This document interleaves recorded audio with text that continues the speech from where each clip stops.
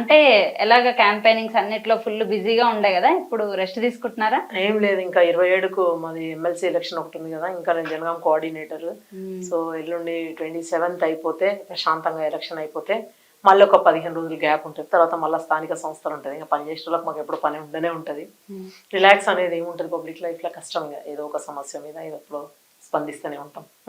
ఎట్లా మేనేజ్ చేస్తున్నారు ఫ్యామిలీ లైఫ్ని, ప్రొఫెషనల్ లైఫ్ని? ఇక మొదటి నుంచి అంతే 20 ఏళ్ళు, ఇప్పటికీ 10 ఏళ్ళు ఉద్యమం, 10 ఏళ్ళు ప్రతిపక్షం. సో పని చేసుకుంటా పోతూనే ఉంటాం. లైక్ మై హస్బెండ్ అండ్ వాళ్ళు పిల్లలు పెద్దగా అయినారు. ఇప్పుడు ఫ్యామిలీ సపోర్ట్ ఉంటుంది. Both the mother's side and in laws side అందరు కూడా సపోర్ట్ చేస్తారు. So okay, time management. మీరు చాలా బిజినెస్ లో కూడా అడుగు పెట్టారు, కన్స్ట్రక్షన్స్, ఈ మొబైల్ ఆటోమొబైల్ ఇంజనీరింగ్ ఇలాంటివన్నీ. అంటే ఎలా మేనేజ్ చేస్తున్నారు? పర్సన్ ఒక్కరే కదా. By profession I'm N engineer, but I work for RTC. ఒక 5 years ఆర్టీసీలో పనిచేసిన తర్వాత ఆస్ట్రేలియా వెళ్ళిన మాస్టర్స్ కోసం. తర్వాత మెకానికల్ ఇంజనీర్ బేసిక్గా. నేను ఆస్ట్రేలియాలో ఎలక్ట్రికల్ సైడ్ పనిచేసిన, డేటా క్వాలిటీ అష్యూరెన్స్ ఆఫీసర్. తర్వాత ఇండియాకి వచ్చిన అదే 2 గవర్నమెంట్ జాబులు నిజంగా కూడా గుడ్. తర్వాత ఇండియాకి వచ్చిన తర్వాత పాలిటిక్స్, ఇంకా ఫుల్ టైం పాలిటిక్స్లోకి ఎంటర్ అయినా. అప్పుడు అక్కడ ఉన్నప్పుడు ఉద్యమంలో ఉండేది. ఇక్కడికి వచ్చినాక పాలిటిక్స్ ఎంటర్ అయినా. తర్వాత కన్స్ట్రక్షన్, మరి తిరగడానికి డబ్బులు ఖర్చులు కావాలి కదా, సో కన్స్ట్రక్షన్ రంగంలో ఉన్నాం. ఎస్, మనిషి ఒక్కరైనా వర్కులు మాత్రం 10 మంది చేసే వర్క్స్ మీరు చేస్తున్నారు. 10 మందికి ఉపాధి కల్పించాలనే ఉద్దేశం, అంతే తప్ప ఏం లేదు. ఇప్పుడు ఏనుగు తెచ్చుకొని ఏనుగు తినే అన్నట్టు నేనేదో పోయి సంపాదించుకొని నేను ఒక్కదాన్ని బాగుంటాయి కదా. బాగుండడం అంటే అందరం బాగుండాలి, అందులో మనం ఉండాలి. అంటే దానికోసం ఏం చేస్తున్నారు మరి? సింపుల్ లైఫ్ అంటే ఇప్పుడు ఎక్కడన్నా తెచ్చి ఇన్వెస్ట్మెంట్, డబ్బులు ఎప్పుడు మార్కెట్లోనే ఉండాలి. నాకు ఇష్టం ఉండదు అట్లా దాచిపెట్టుకోవటాలు, బ్యాంకులలో ఉండటాలు. 10 రూపాయలు ఉన్నా అవి మార్కెట్లోనే పెట్టాలి. మనం పెడితే అందరికీ కూడా ఉపయోగం కదా. చాలా ఉద్యమం టైంలో మీరు చాలా అగ్రెసివ్ గా ఉద్యమంలో పాల్గొన్నారు అని చెప్పేసి అని అంటారు. ఎట్లా అంటే మీరు అప్పుడే తెలంగాణ వస్తుంది అని చెప్పేసి ఎక్కువగా చాలా రిగరస్ గా వర్క్ చేశారా అని అన్నారు. తెలంగాణ వచ్చిన తర్వాత ఏమనిపించింది మరి మీకు?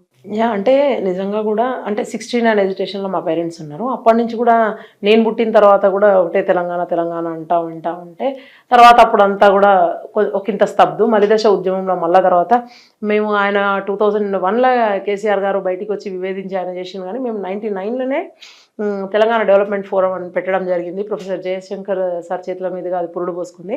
సో మేమందరం అప్పటికే యూనివర్సిటీలో ఇట్లా పాంప్లెట్లు పంచుతూ జై తెలంగాణ అనేది. సో ఐ జాయిన్డ్ 98 అనమాట యూనివర్సిటీ ఇంజనీరింగ్ కాలేజ్లో. నేను మెకానికల్ జాయిన్ అయినా.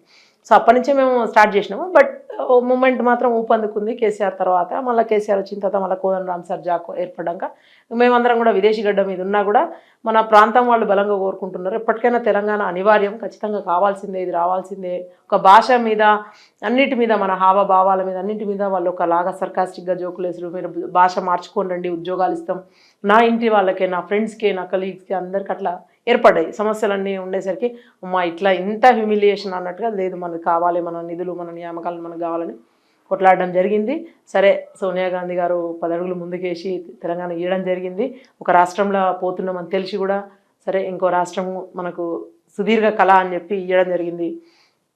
తెలంగాణ వచ్చిన తర్వాత మేము రావడం జరిగింది ఇండియాకి. అప్పుడే ఆ టైంలో కేసీఆర్ గారు చాలా మంచిగా చేస్తారు, మంచిగా ఉంటారు అని అనుకున్నాం. కానీ ఉద్యమ టైంలో ఆయనను చూసింది వేరు. తర్వాత ఆయన పుత్రవాత్సల్యమా లేకపోతే తన బంధువాత్సల్యమా, బంధుప్రీతి అది తెలియదు. కానీ అన్నీ కూడా మన ఆకాంక్షలన్నీ కూడా తుంగలో దొక్కి ఆయన వేరే రకంగా పోవడం చూసి అప్పుడు ఒకంత ఎదురు తిరగడం జరిగింది. So this is not the way అంటే అగో ఇట్లనే ఉంటే మనం 100 అబద్ధాలు ఆడతాం, అందులో 1-2 చెప్తాం, చేస్తాం, చేసేటి చెప్తామా, చెప్పేటి చేస్తాం అన్నట్టుగా మాట్లాడాను. This is not the way అని చెప్పి బయటికి రావడం జరిగింది. అంటే అప్పటికి నేను పార్టీలకు ఏమి వెళ్ళలేదు. బట్ వాళ్ళందరితో కూడా, అందులో ఉన్న వాళ్ళందరూ కూడా పనిచేసిన వాళ్ళే, వాళ్ళతో పాటు పనిచేసినాం. కవులు, కళాకారులను అందరినీ కూడా పెంచి పోషించడం అంతా చేసినాం. అంటే ఒకలాగా యాంటీ ఇన్కంబెన్సీని బాగా బిల్డ్ చేసి చేయడం జరిగింది. సరే, తెలంగాణ వచ్చింది యాజ్ ఏ సెడ్.